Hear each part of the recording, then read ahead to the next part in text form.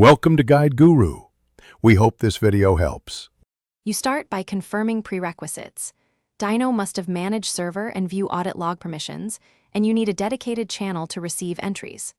Once done, enable the correct intents so Dyno can observe member and role changes.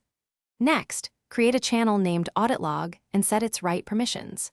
Then, decide how long you'll keep logs and what export format you prefer: JSON for structured parsing, CSV for spreadsheets, because that choice drives later filtering and storage steps.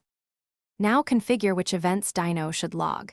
Pick bans, role changes, channel edits, message deletions, and moderator actions.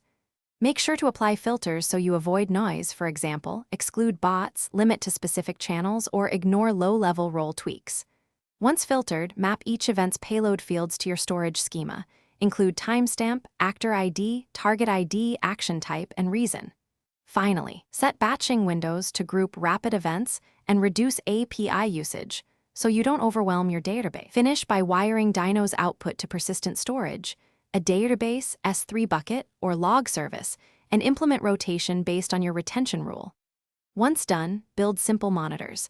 Alert on write failures, sudden drops in event volume, or permission errors. Make sure to test by simulating events and verifying records. If things go wrong, first check bot permissions and whether intents match server settings. Mismatched intents or revoked privileges are the most common root causes and are quick to fix. Thanks for watching. Consider subscribing if we helped you today.